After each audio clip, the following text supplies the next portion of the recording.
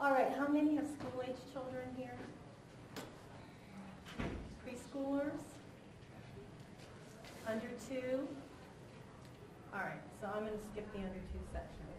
All right, this was my charge for KS&A, was to address speech therapy and early intervention, what that's supposed to look like, the influence of low tone on our tick, what should speech therapy look like as children progress into middle school and high school, therapy, goals and methodologies, and then advocacy strategies.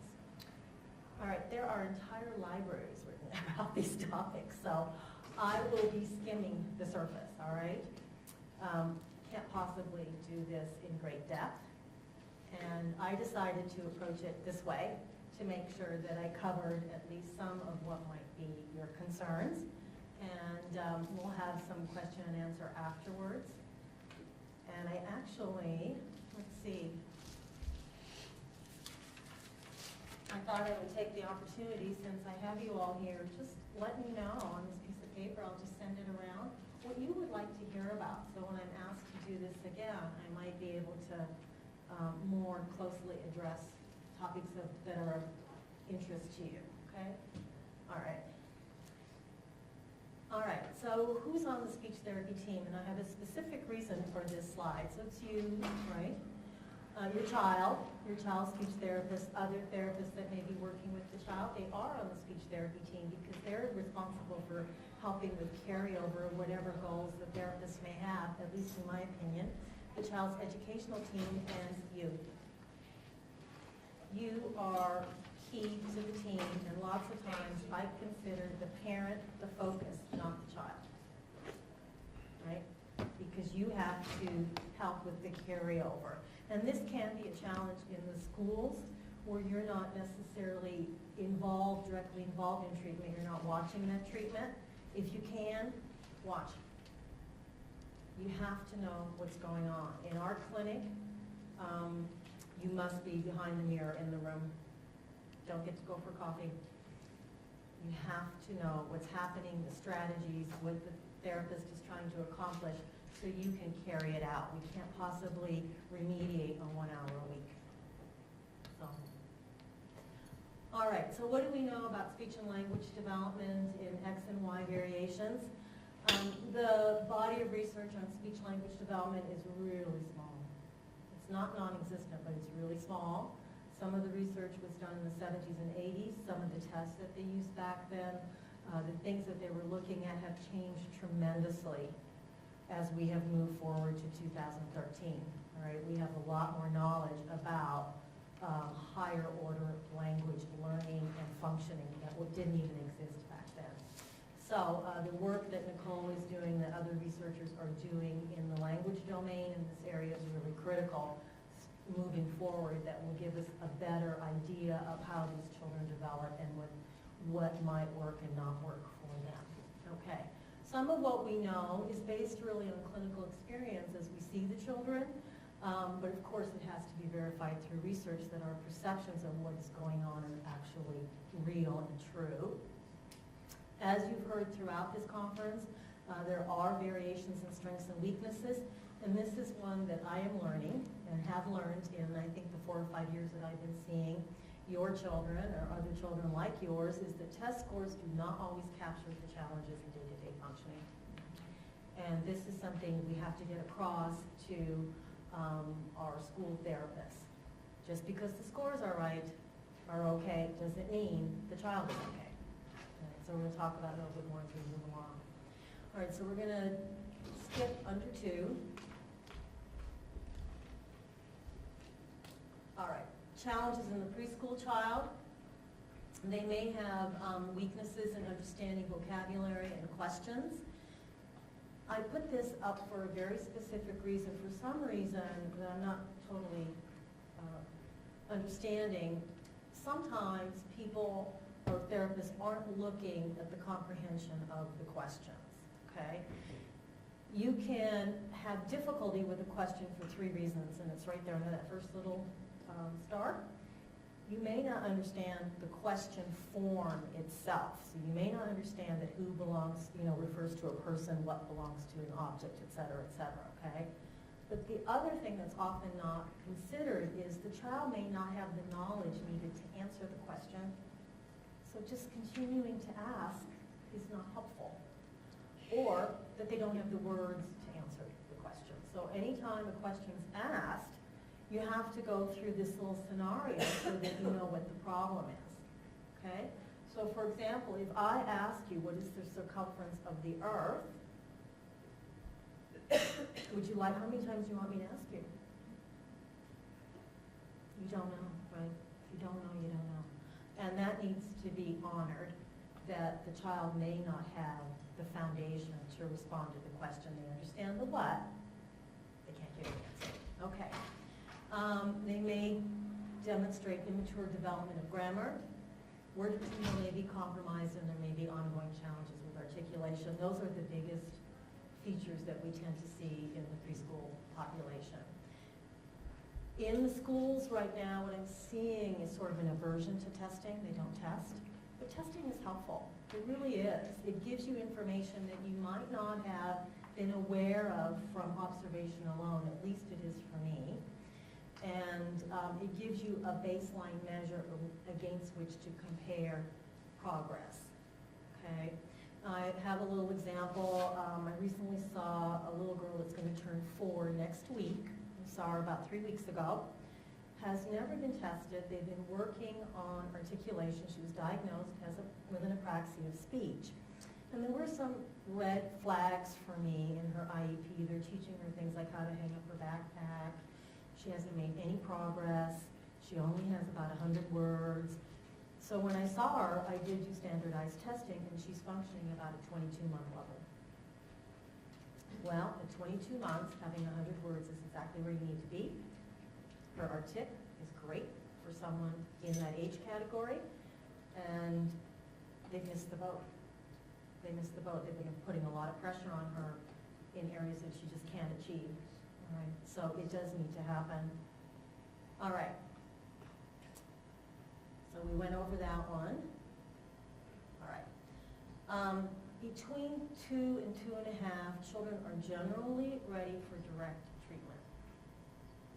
Okay? You have to have a certain level of attention and ability to sit for a certain amount of time, and so it does need to be assessed. So in terms of what should therapy look like, that was my charge.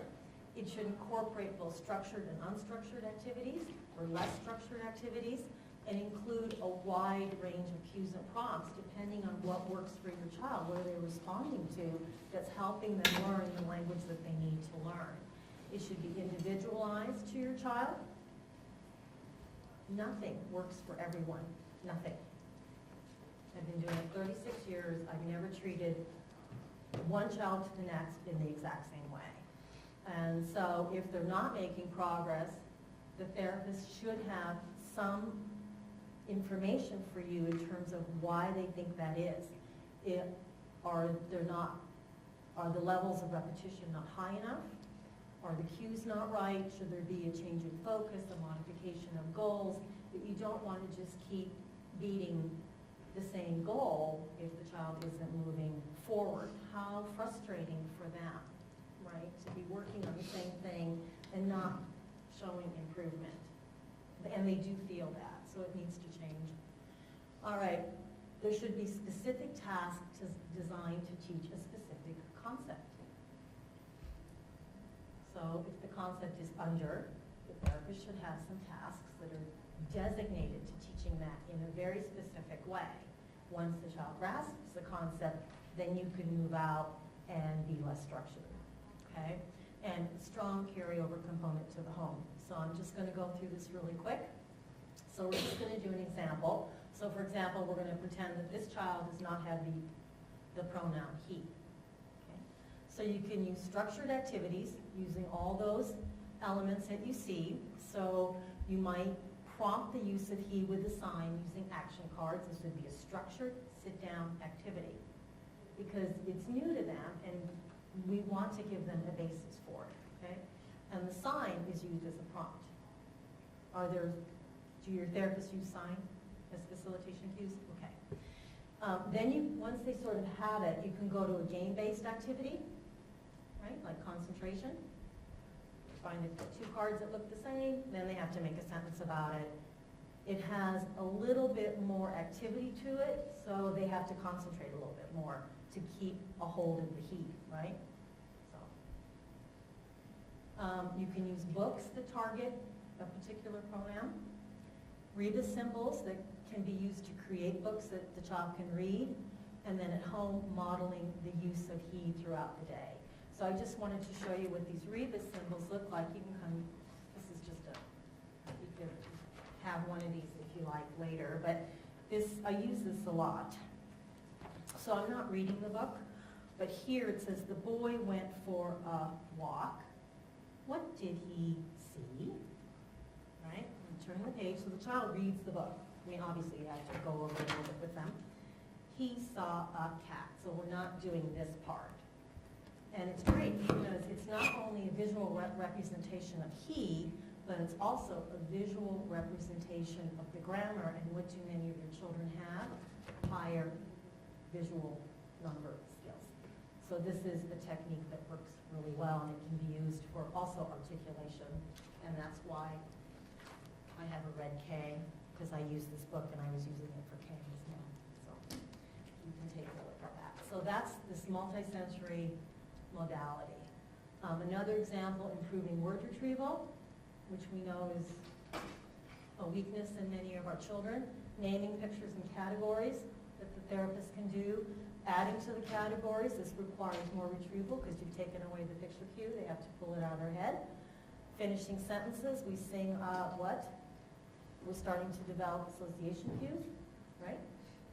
So what I'll be prompting the child to do is think of what you sing. If they can't come out, think of what mommy cooks on to help them retrieve the word, and making up riddles.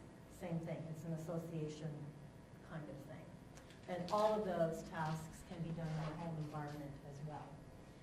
Examples for home and school, rather than asking questions where they have to come up with the word on their own. If this is really difficult for them, we want to give them choices, especially in school. Teachers are saying, what is this? What sound does it make? I have a retrieval problem, help me. Is this a B or a B? Does it say buh or puh? This helps the child, and you get a better sense of what they know. Because sometimes they come in and they're saying, they just don't get this. Yes, they do. They know it, they just can't retrieve it. That's different from not knowing. Okay. As children move in this population, move closer to 5, one of the things we need to start looking for is their ability to track information and integrate it within longer units. So conversations, classroom instruction, curriculum, as they move into school, becomes longer and longer and longer, and they often have a deficit in this area. They break down, okay? And developing their ability to think with language. As we transition from kindergarten into 1st, 2nd grade and on up, you must have abstract language reasoning skills if you're going to function in the curriculum, okay? So some simple ways to do it are look at when and why questions. Those are abstract. And their ability, for example, to compare concepts as another abstract thinking task. And I often include this in my assessments just to get some sense of where they might be heading. Okay. Can I ask a question? Yeah? So when you're saying incorporate the when and why questions, is that where you want them to incorporate it, or you? I assess it, like when do you go to bed? When do you eat breakfast? Okay. All right, do they understand when, right? And then why? Why do we brush our teeth? Right? If that's not there, if they're struggling with it, I start to work on it ASAP. So, all right, so in the school age child, there are lots and lots of challenges. We have challenges with beyond language. We have challenges with cognition, with attention, right? Anxiety often surfaces in some of the children, and then the executive functioning. I'm not going to address those directly, but all of those affect the child's consistent availability for language learning, right? And their learning from spontaneous life experiences can be influenced by that constellation of difficulties. And it can really compromise on any given day their verbal memory, their verbal expression, their comprehension, and their social, because all of those keep them from, one, being a consistent, active listener, and two, focusing in on the nuances, right? There's lots of nuance as you move up socially and academically that you have to absorb, and if you're inattentive or you're so anxious that you can't be in the moment, it will affect all of these kinds of things.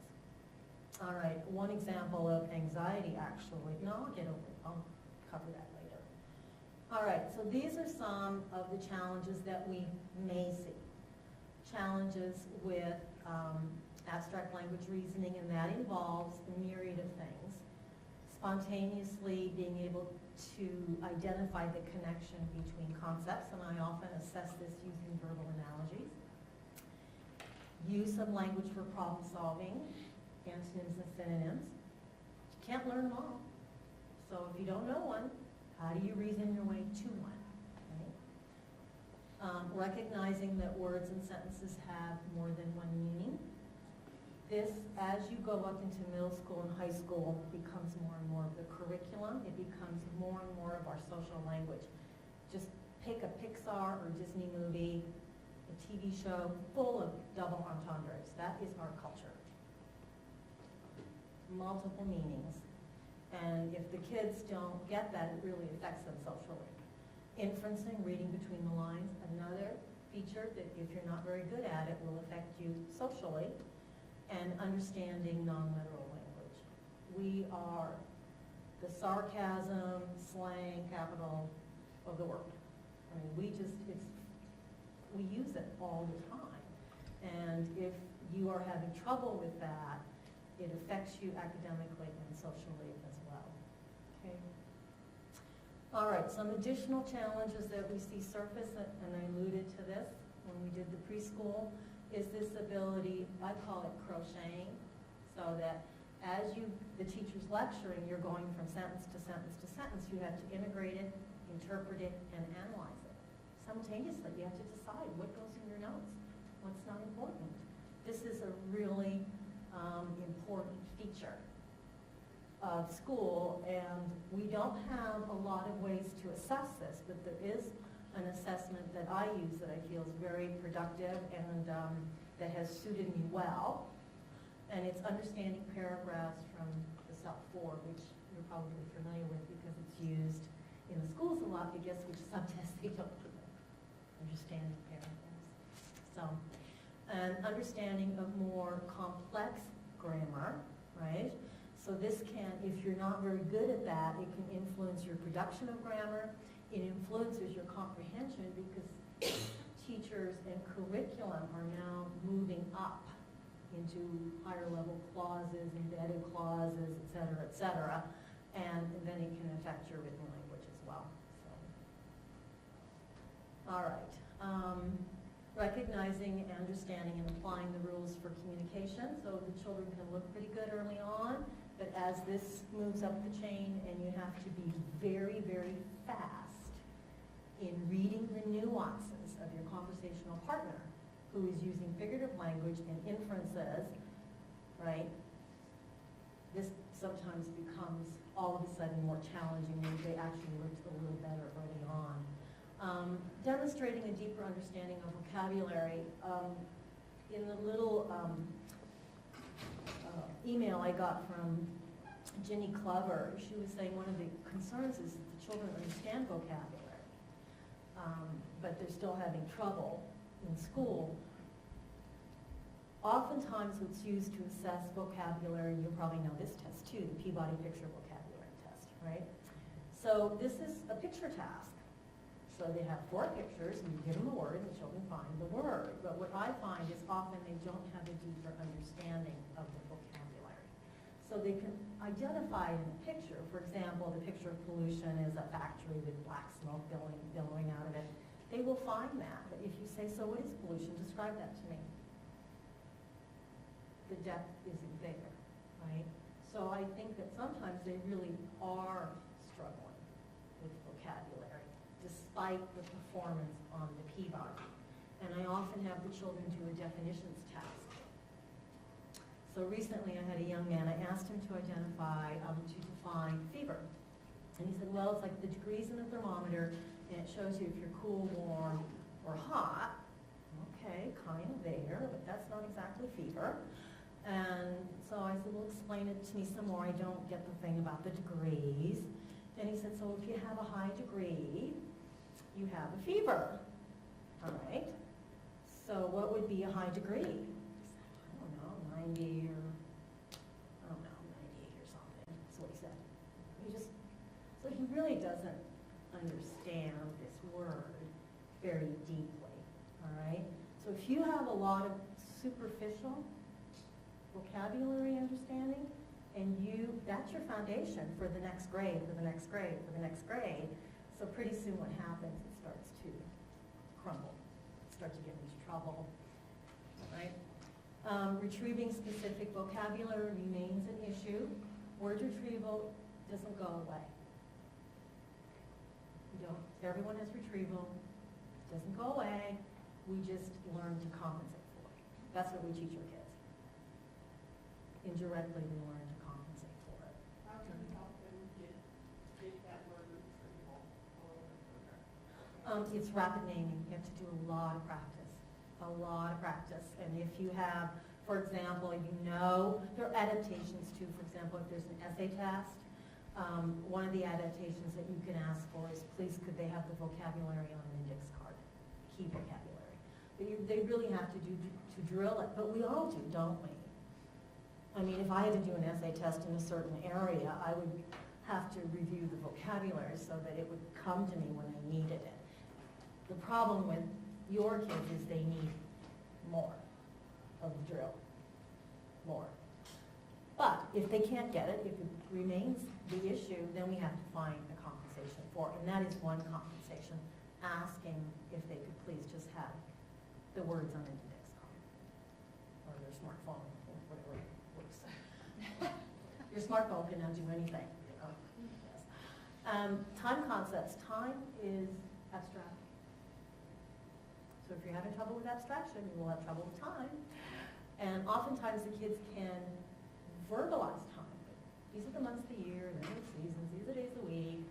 There's a question I always ask, and it is a big window. I'll say, well, let's pretend it's 3 o'clock right now. I'm going to call you up, and I'm telling you that I'm going to pick you up 1/4 after. How many more minutes till I get to your house? 45, 25, they don't know. How long is a movie? What's your favorite show? How long is that? Give me a comparison. They often don't know, and that tells me that it's not internalized. So then what do you do in history? What are you doing in social studies? If you can't file it on a timeline. I recently had a young lady, and I said, do you use a timeline? She said, yeah, they give me that, and if you help me, I can do it, but I can't do it on my own. Because it's not internal construct for her. So that would be a recommendation. That would be a constructive compensation, is to really work with her on timelines so she can do it on her own. Okay? All right. So intervention challenges. These issues, if they've been there long term, they often do not go away. Therapy doesn't resolve. It's not more treatment. Okay? The other issue we see is sometimes the strategies that are used with children with learning disabilities that are perhaps milder learning challenges may not be realistic or effective, and the strategies really have to be adapted. So I'm going to give you an example.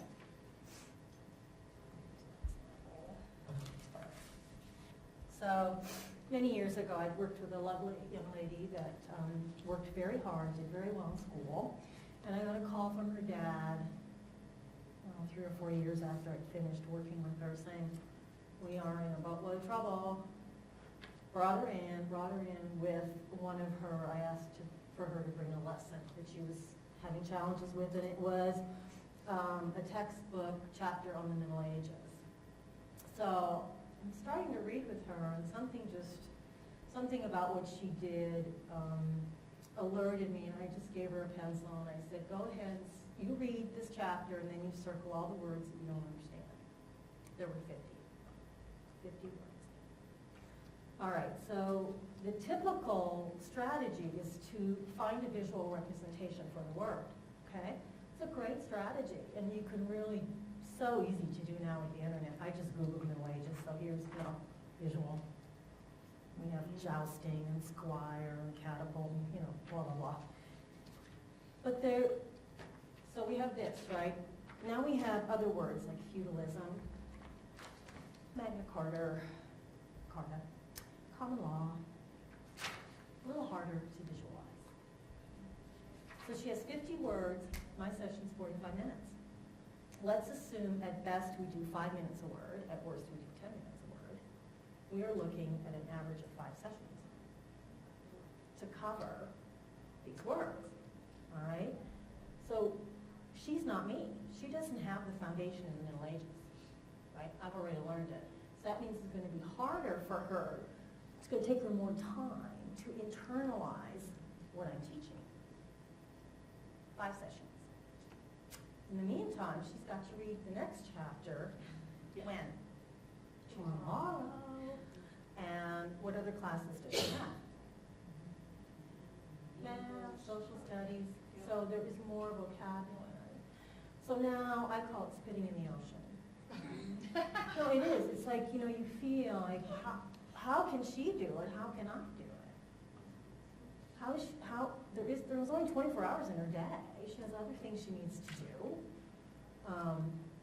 Create a diorama or whatever the homework requirement is. This is not her only challenge. So how are we going to mitigate this? What are we going to do with it? So great strategy, just not realistic in this case. So we always have to, I think, as a parent, you have to really think about that and say, is this really, if you're doing homework till midnight, something's wrong.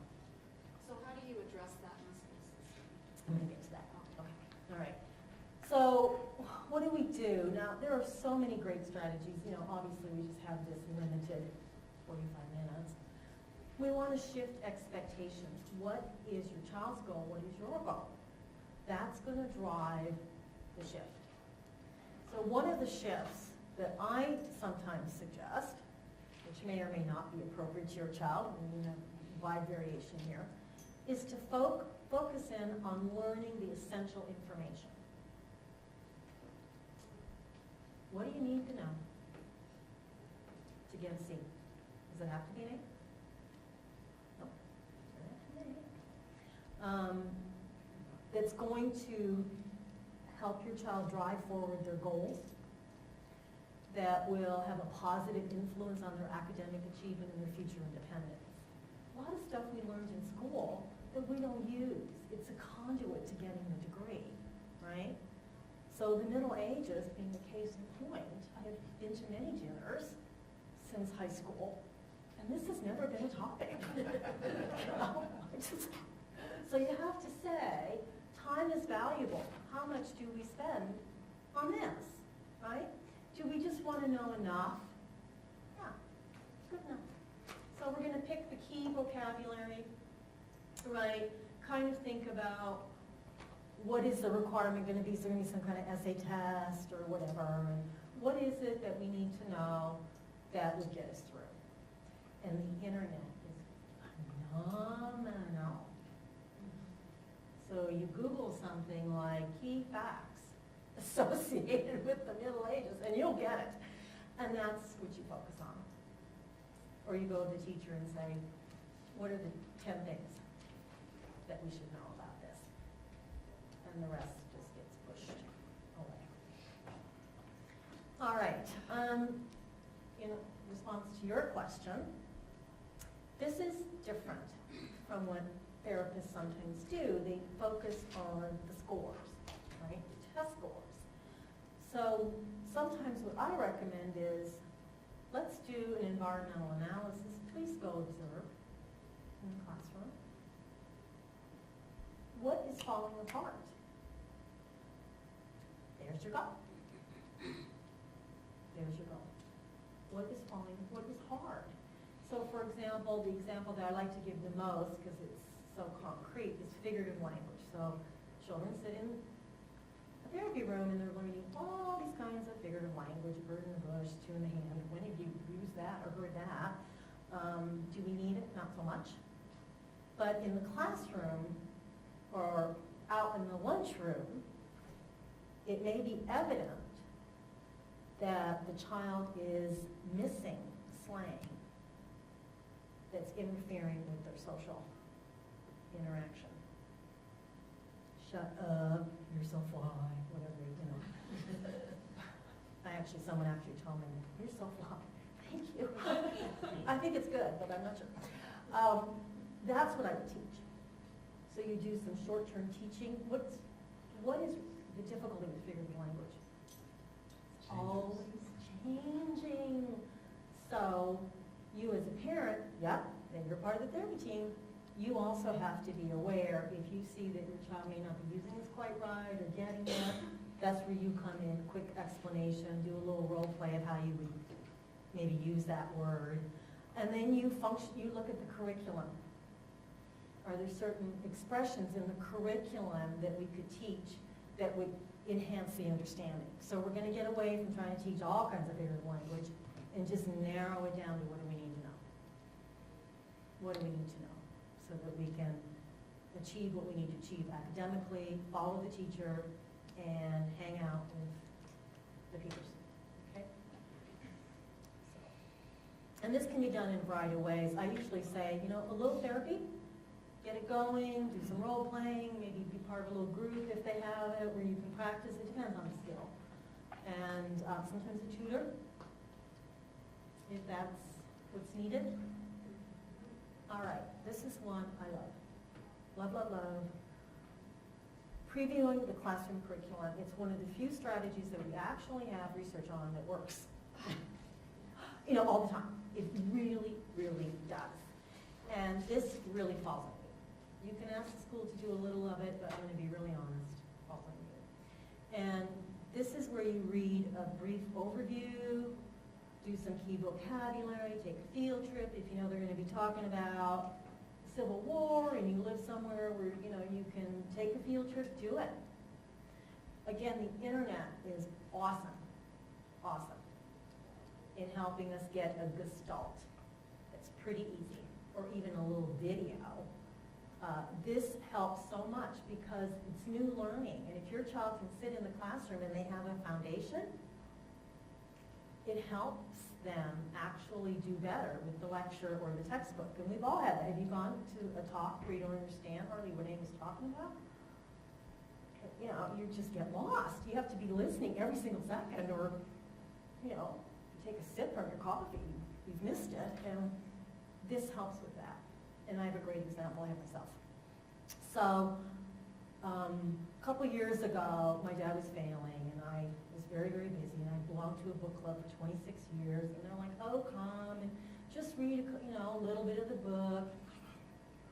Not happening, I can't do it, I can't.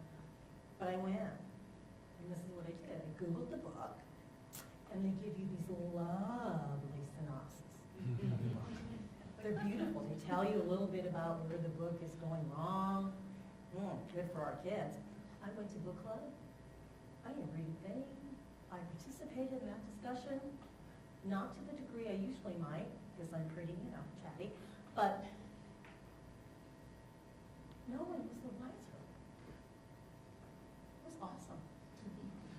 I had to force myself to go back and read books, because it worked so well. It does. It works really well. It works well for children that are anxious, they can't listen because they're so focused on their anxiety or they're having attention problems.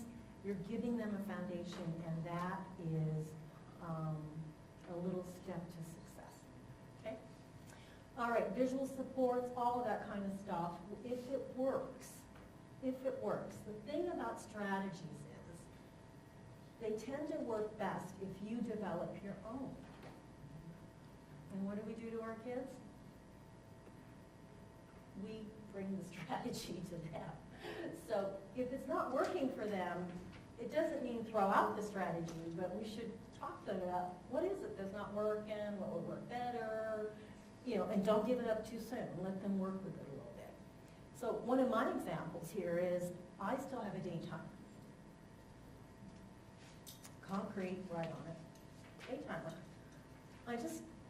Something about Outlook doesn't work as well for me, and I'm trying. I'm really trying. But I got on the elevator the other day, and I thought it was maybe I'm older and I'm so used to this, that it's hard for me to shift, which may be true. But I got on the elevator and there's two young women in their 20s with their daytimers. I said, oh my God, I can't believe, how old are you? You have a daytimer. She said, yeah, the Outlook doesn't work for me.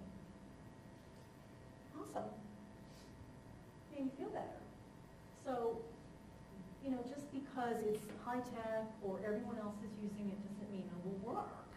And if we can allow the kids to kind of come to their own strategy, it comes from inside of you. That means it resonates, and it means you might use it more, and it might work better, right? So there are all these graphic organizers and all this kind of, I can't deal with that myself. I always tell everyone I don't think I have a right brain. It just does not work for me.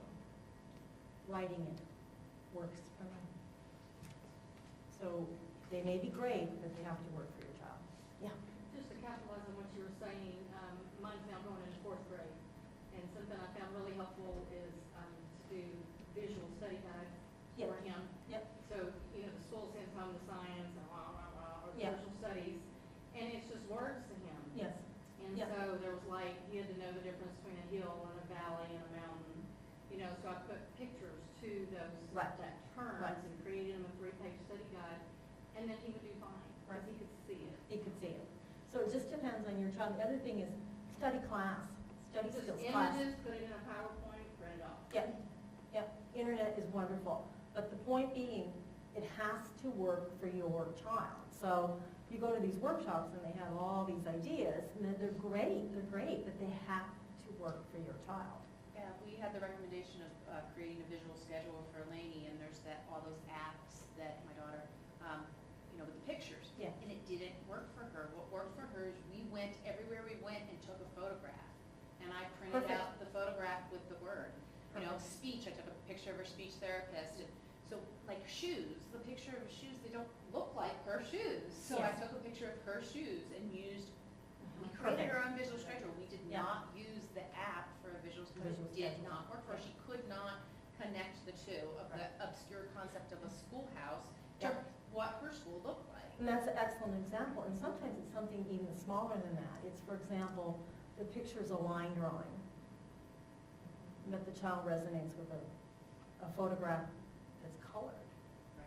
versus a black and white versus, whatever. And if then you're not, print out the word underneath the picture. Yeah. Right. Too, so they see That's what we the did. actual Right. wording.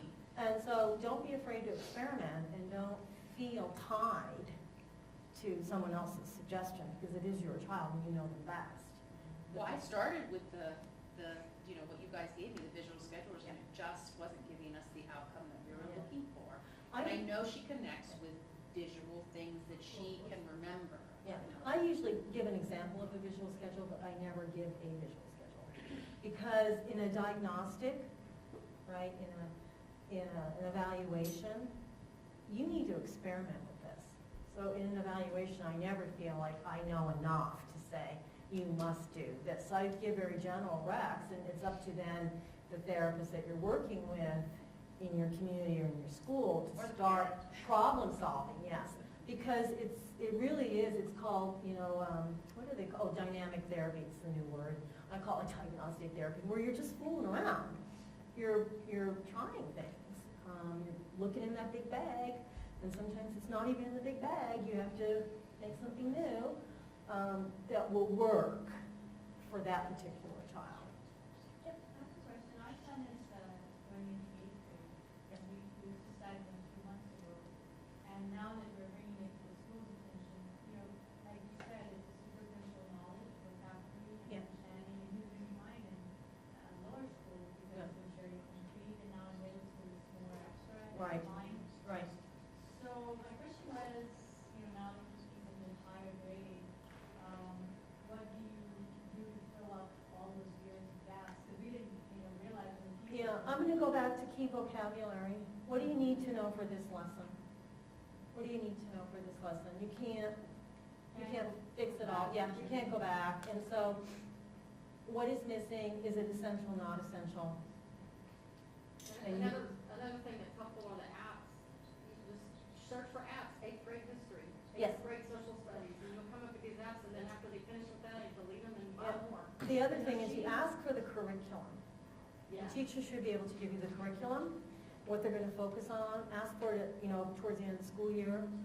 Some schools now go year-round, so this doesn't work for everyone, but then you are constantly prepping for the next lesson. You don't have to read Shakespeare. You don't have to. You can find a video, right? And a brief description of the gestalt of it, so your child can hang in there. They don't feel guilty about church. And you don't at all. Because it's just a hoop to jump through to get to the end, right? And when did someone say, gee, what about that Midsummer Night's Dream? Yeah. So it's great, yes, you want to be well-rounded, but, all of us have gaps in our learning. All of us. You don't need to know it all. So you have to really, I think, give yourself permission, give your child permission to do something that's very pragmatic and isn't exactly the way the teacher intended. That's fine. I'm saying it's fine. Oh, is that? Yeah. Aren't most of these kiddos more visual, on the visual side? They are, but you still have to find Right. what works. And that visual schedule or that visual graphic may not work for this. Right. That's just, maybe it's writing it on a piece of paper that works for them. That's visual. Right. So you just have to be open to Decipher. keep experimenting.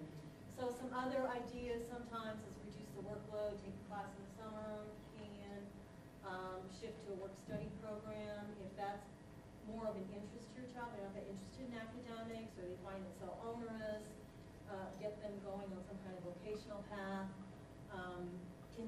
All the continued modifications, note-taking help and all those kinds of things. And this one, teach or model ways to save face, right? My sister-in-law is very, very learning disabled, extraordinarily. And she does these wonderful things. So, we have these huge discussions in my family. We're just, all arguing and yelling and stuff like that. But, so some topic will come up, like Obamacare. And they'll ask her her opinion, and she's like, I don't want to know what you think about that. And, pontificate. When that person's done, she'll turn to someone else at the table and say, do you agree? What do you think about what he said? And then when it's all over, she'll say something like, I think I agree kind of with both of you. She knows nothing about the topic. So, don't undervalue this, right? So if your child you see them struggling a little bit, give them some coping strategies, some ways to manage the lack of knowledge or the lack of information. My daughter is 7, she's going into 2nd grade. Mhm. And academically thus far, she's doing really well, she's reading very well and whatnot. It's the social piece at school It is, that can be devastating Right. because she has such a lag trying to get what she wants to say out of her mouth, and her little group of 7-year-old girlfriends has moved on They to moved 6 on. topics. right. So, do you have some sort of suggestion on what I can give her in those moments? Because she, we talk about saying, to her friends, I want to say something, but she still then takes several moments or even a minute or so to formulate, and they're still going to move on. Yeah. And I don't know how to support her in that. It would be hard without seeing it in action. School counselor, have you looked at the school counselor helping out with that? And I know we have a great school counselor that comes into the classrooms and does a lot of teaching of how to be social and be friends and make it work across, disabilities and non-disabilities. And And then she also provides groups for the kids that are struggling with some of those things, as well as, you know, there's lots of issues. You know, one of the things is there probably are a finite set of topics that these little girls are talking about. Well, yeah, Yeah. but they shifted through almost 5 of them in 6 seconds. Yes, I'm but sure it's still the stuck. point being is you can role play a little bit about that topic with her, so, and help her think of something she could intrude, right? But she could even say something innocuous like, well, I don't think so. Well, That she's was participating, like it right? there, too. Yeah, or, you know, I don't think so, or I don't agree with that. You know, I mean, so you could maybe see if there is just a pat comment that she could get out pretty quickly, that she could, you know, get herself in the conversation, and they can continue to go on with whatever they want, but at least she's had a little bit of FaceTime, right? This will hopefully get better as she gets older, because she'll learn to pre-think a little bit, but she's young Yeah, for she some is- of those She strategies. had an excellent teacher, for those of you with young ones, she had an excellent teacher who knew nothing about trisomy X, and, you know, I taught her, and she would, when there was, you know, they're all sitting in the circle, and she's asking questions about the story, she would come to Charlotte and say, Charlotte, I'm going to ask you, blah, blah, blah, I'll be right back, and she'd Yes. give her the time. Time to That think was about it. so invaluable. But it might be good if you can be there too, or have some of these little girls at your house, so you can kind of see what they're talking Yeah, about. I do. And then you can think of what is it I can help her formulate that she could offer. It may not be as in the moment spontaneous, but it pulls her in, She and just gets frustrated because Yes. she feels left behind. I know. That's the best I can do without Yeah, no, I'm seeing with the you, whole thing. thank you. But anyway, artic therapy, we're gonna do that really quick, so it should involve multisensory cues, multiple methods. Often see random mispronunciations in the older kids. And I often see it labeled as apraxia, and it can be, but what I often see is difficulty with phonemic retrieval. Some of the children have dyslexia, and these are the kind of errors they make. So it can be either retrieval-based or actually dyslexia retrieval-based, so you'd have to be dependent on the child. How do you know the difference? Well, by the diagnosis. So when I see a child with a lot of reading disability, yeah, Okay. and they making these kinds of errors, it's also a red flag to me. But sometimes in the boys with XY variations, they just cannot seem to retrieve the phonemes associated with the word. So the one I like the best is knit and minute. And I saw a young man with that error. His dad called me and said they won't work with him in school, but he still has these errors. And, well, you can bring him to me, but unless you can give me a list, I doubt I'm going to hear the error, right? And so we get done with our assessment. I recommended him for a full assessment because there were red flags, and it turns out he is dyslexic. But I'm not hearing anything in the whole eval, not a single misarticulation. And he gets on his cell phone to call his dad, and he says, he'll be here in just a minute. Sit down. Yes, not time to go yet. So how to deal with these, they're not really typical articulation errors. These are errors that are retrieval based, so what we want to do is keep them from producing the error word and increase the use of the correct word. So this is what I did with him. So I just had a picture of a baseball mitt, and I would point to it and say, this is mitt 10, okay, that's what that is. And min, I just wrote it out on a piece, on a card, M-I-N, it, min, it. Different, right? Mitt 10, min, it. So we went over that, and then we did mass practice. I had a bazillion of these sentences. Give me a, and he had to say minute with his cue cards, you know. I'll be there in just a, whatever. Hey, wait, just a. Over and over and over, because what he's been practicing is the word mitten. It's embedded. Now, what do we want to make automatic? The word minute. Right? So it's not really truly artic. It's really about retrieval of the correct word. Soldier, shoulder. I get that one wrong sometimes too.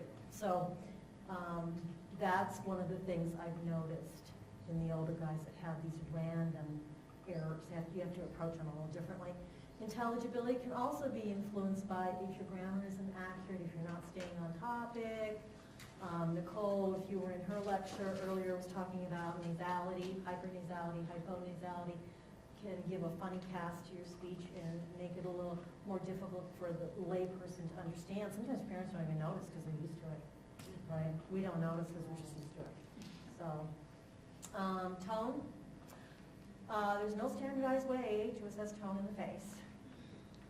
The muscle spindles in your body are different from the spindles in your face. And it used to, I think NDT, Bobath, all of that, it somehow got morphed that if it was present in the body, it was present in the face. It's not true. So there are a lot of overlapping muscle groups in the face. So it'd be hard to know which one has the low tone or which one has the compromised strength. There's no way to do it. It's you assess that using passive resistance. You can't do that in the face. So the only muscle spindle that's the same in your face as in the body is in the jaw closing musculature, by the way. More than you wanted to know probably. So we generally clinically infer low tone. But are you doing this because of low tone or lack of strength or a combination? Hard to know. You have to just sort of figure that out. Low tone, compromised strength don't necessarily go together. It depends on where the low tone's coming from. Children with Down syndrome have low tone. They are incredibly strong. Incredibly strong. We had a little boy, I used to run the Swallow Clinic here at Children's, and I just gave that up in January. A little child with Downs. Someone out there thought that he should work on building his strength. So they told mom that he should pull thicker liquids through a straw. Do you know what he could pull through a straw? Yes. Strawberry. Peanut butter. I call them the vacuum cleaner kids. They can suck up anything. He does not have a strength problem, but he has low tone. Okay. All right. Yeah, can you imagine that? I'm like, get out of here. My therapist work. You won't believe what we just saw. Okay. So the two, if you're not careful, you may think it's low tone, but actually it could be a strength problem. The influence of strength and low tone on speech isn't well understood. There are some tests that are in the works that identify low tone, but guess what? They don't have a functional correlation. So they're identifying the tone as low, but there's no artic problem. The two don't necessarily go together. All right? You don't hardly need any strength for speech. Do you believe in the vibrators and the sponges? No.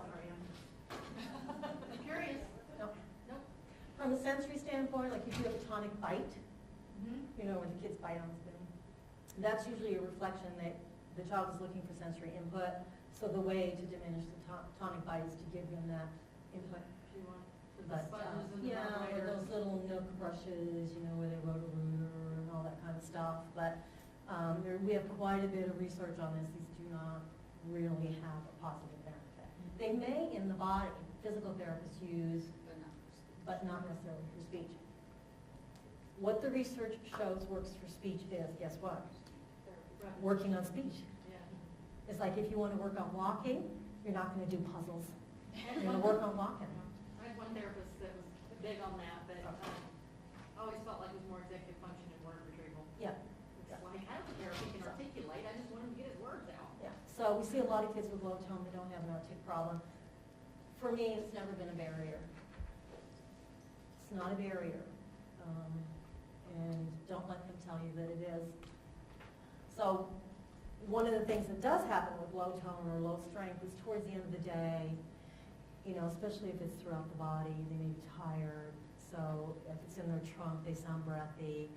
They're having more words per breath. Some of the kids by nighttime they can't eat hard to chew foods. They need more of a soft diet because they're so pooped. That's where you see some of the impact. Okay? Now, years ago, very logically, it was thought that eating would support speech, so people worked on eating, and that's where all this stroking the gums and all that kind of stuff came from. But since then, we've had a lot of kinematic research, and actually babbling at 6 months, the oral motor competency required for babbling at 6 months way outstrips the oral motor competency for eating at 12 months. They are using the same system, but they're a different process. The sophistication of eating is nowhere near the sophistication needed for speech. So if you want speech, work on speech. All right, any questions? Yes. I had a question. We had brought my son on the sport team out a couple of years ago and went through the battery of tests with the speech pathologist here. And I just wondered, is there any reason to redo that testing? How old was he then? So it was probably just 11 and a half-ish. It depends on what you're seeing. If, you're seeing more problems, it might be worthwhile. Just so you can figure out what is, the Yeah. underlying problem. Yeah, so it might help identify that more specifically. So I just wondered, is the testing different as they get older and can things change? No, it's the same, but it might show a further decline in a particular area. So Because so as you it's go almost up, like- it has to be more complicated, right? Yes. So they are different, okay. Yes. Okay. So it might show that to you, and then you can use that with your school system, saying, yeah, he was at X level, but now it's dropped a little further because as it goes up the Right. chain, he can't maximize that Okay. level. Yes. So my son has crossword trouble with paucity, so Mhm. he Yes. every word is, Right. Staccato. there's a pause, yeah. Yeah. So what causes that? Is that a low tone? That's actually just a prosody problem. It can be because he's not able to fluidly transition from word to word articulation in his artic, or it can be a formulation issue. Sometimes you see prosody breaks with retrieval, or it can just be a prosody issue that's remaining from past problems. I'd have to see him. But there are activities that can be done to work on that. Yeah, I mean, this therapist is trying. Yes, yes. So it's Is it something that you see with the extra? sometimes, not always. Not always. It's a hallmark of apraxia, but I see a lot of kids with apraxia don't have prosody problems. Yeah, so he. And they are definitely apraxic. Yeah, so he has been adjusted. Yes, yeah. If it's real severe, if it was pretty significant, sometimes that fluidity just is really hard to achieve. Really? Yeah, yeah. I mean, most of the time, I see an improvement in it with good work, but it's hard work. It's like climbing Everest. It's hard work. Thank you. You're welcome. That's it.